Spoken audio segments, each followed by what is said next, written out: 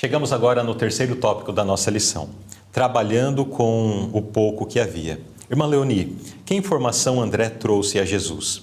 Em seguida, que orientação o Senhor deu aos discípulos?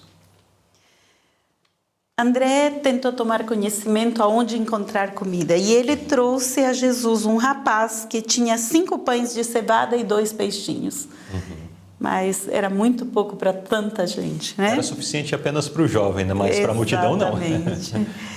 Em seguida, o Senhor orientou de que assentassem a multidão, né? Que o povo se assentasse na grama em grupos de 50 e de 100 para manter a ordem. E também para que todos pudessem testemunhar o que ele estava prestes a fazer. Todos assentados, Jesus ficava em evidência, onde poderia ser observado por todos, né? Muito bem. Então, este foi o que aconteceu. Jesus sabia o que iria fazer, né? Exatamente. E ele, sendo um Deus de ordem, ele já mostrou isso na prática também, né? Sim, irmã Leoni. Aqui nós temos uma lição, né? Às vezes nós queremos fazer grandes obras e precisamos de altos recursos, né? E aí é fácil, qualquer um faz. Mas aqui nós temos uma lição de trabalhar com o pouco, né? E assim como Jesus multiplicou aquele pouco, nós empenhados em uma missão, com o pouco podemos realizar muito. Exato. Porque na verdade é a bênção divina que prospera o trabalho. Exatamente, exato. Nós precisamos aprender a confiar, né? Às vezes nós estamos dentro desse sistema de trabalho comum que nós temos, nós confiamos no salário que cai na conta no final ou no início do mês. Não, o salário é certo, eu conto com isso e pronto. É claro, faz parte também desse contexto, mas nós nos tornamos muito dependentes do dinheiro. Exatamente. Não, o dinheiro. E deixamos de confiar em Deus. Nós precisamos aprender novamente a confiar em Deus, entregando a Ele as nossas necessidades. Com certeza. Pergunta B. Explique os passos que Cristo deu para multiplicar o alimento e que lições podemos aprender com isso. Nessa sequência de versos, tanto em Mateus 14, 19, como em Marcos 6, 37, tem vários verbos aqui em ação, né? Então, aqui ele diz que ele tomou os 5 pães e os 2 peixes, ergueu os olhos ao céu, os abençoou, partindo os pães, deu aos discípulos. E os discípulos à multidão. Exatamente. E os discípulos foram dando à multidão. E foi nesse processo em que a multiplicação acontecia. Quanto mais dava, mais havia para dar, né? Isso foi assim muito, muito importante, né? E eu gostaria de frisar aqui alguns detalhes. Por exemplo, tomou os 5 pães. Ele tomou posse daquilo que tinha em mãos, né? Pediu a bênção, que na verdade a multiplicação foi por causa da bênção. E aí ele começou a repartir. Sim. Né? Então é a bênção divina que multiplica, que prospera, que dá êxito e sucesso. Isso já é uma lição para nós, né? Sim. Nós temos a aprender com isso. Porque muitas vezes podemos ter uma atitude egoísta de tentar centralizar os recursos de, eu tenho pouco, então aí que eu não vou dar mesmo. Só para mim. É só para mim. E às vezes temos bastante e fazemos a mesma coisa, né? Exatamente. Que alguém pode dizer, olha, se eu tivesse bastante dinheiro, eu seria mais liberal. Mas aquele que é liberal no pouco, tende a ser liberal no muito. E aquele que é egoísta no pouco, tende a ser egoísta com o muito também. Então, porque o coração continua sendo o mesmo, né? Só muda a quantidade de dinheiro no bolso. Exatamente. Mas vem a lição para nós aqui de que nós precisamos agir com mais liberalidade, né? Para entregar, para colaborar com a obra de Cristo. Outra coisa que é interessante aqui também é que Jesus não ofereceu um banquete, mas ele supriu a necessidade básica, né? E às vezes nós queremos nos exibir, oferecendo o melhor. E como não podemos nem sempre fazer o melhor, acabamos não fazendo. E aqui Jesus ofereceu o básico, o que eles precisavam no momento. Né? E isso me faz lembrar, uma certa feita, uma irmã disse para mim, olha, eu nunca esqueci aquele jantar que você serviu para a gente. E sinceramente eu não me lembro até hoje o que foi que eu servi.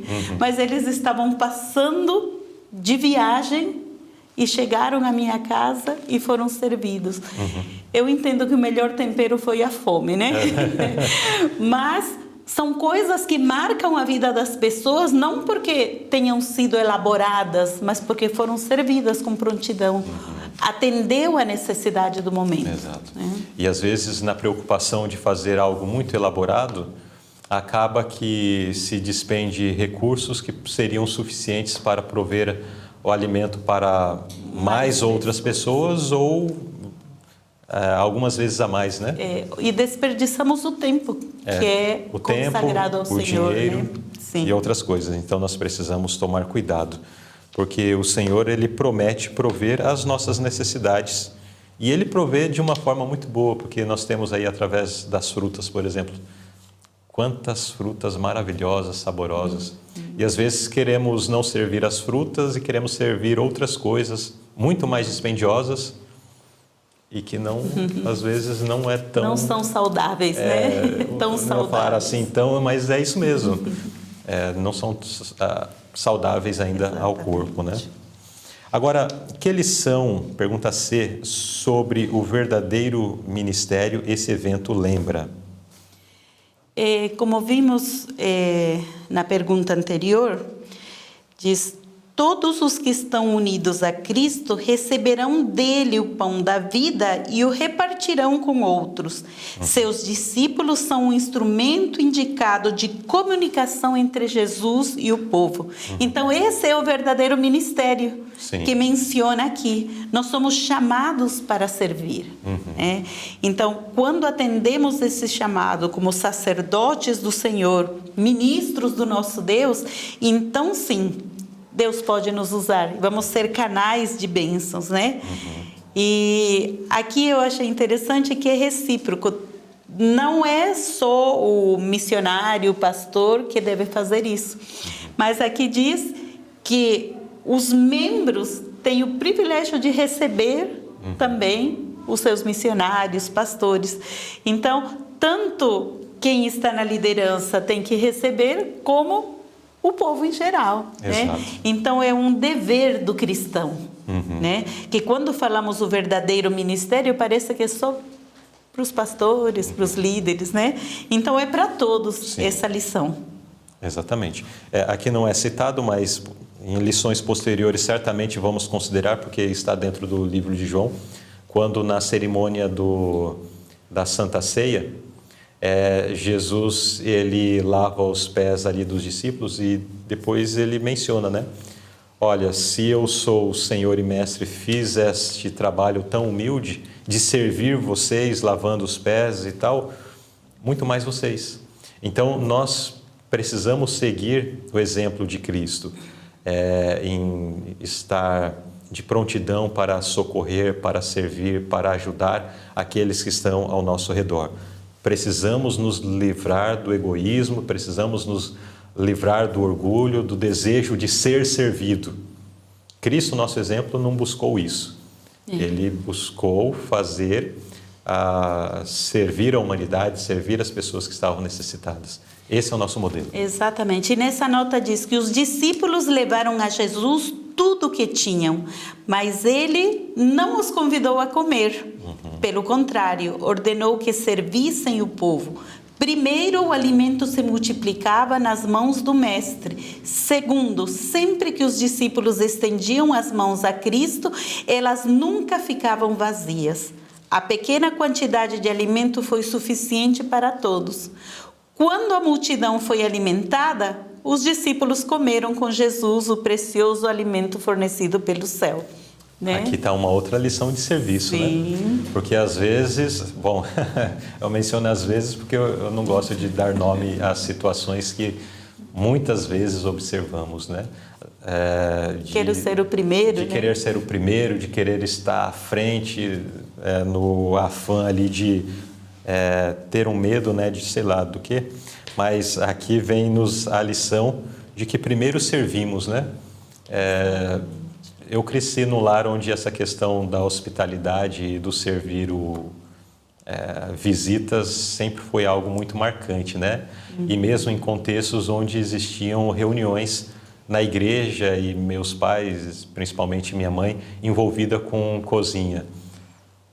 E sempre observei que de muitos outros colaboradores, os familiares sempre eram assim, recebiam alguns favores, né?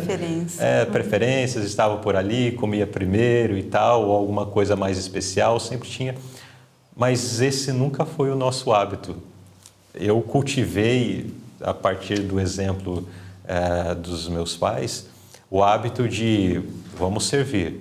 E ainda mais quando percebia que a coisa estava mais regrada, né? Pensando assim, vamos lá, se sobrar algo, no final a gente come, mas se não sobrar, pelo menos aqueles que estão visitando, que sejam saciados, depois a gente vê o que faz, né? E essa é uma lição que fica. É um privilégio, né, que Deus nos dá, porque quando servimos, a bênção não é só para quem recebe. Não, nós somos abençoados, né? O fato de ver o rosto das pessoas satisfeitas, contentes, gratos, às vezes louvando a Deus, agradecendo. Sim. Então isso traz uma satisfação que nada poderia nos trazer. Exatamente. Né?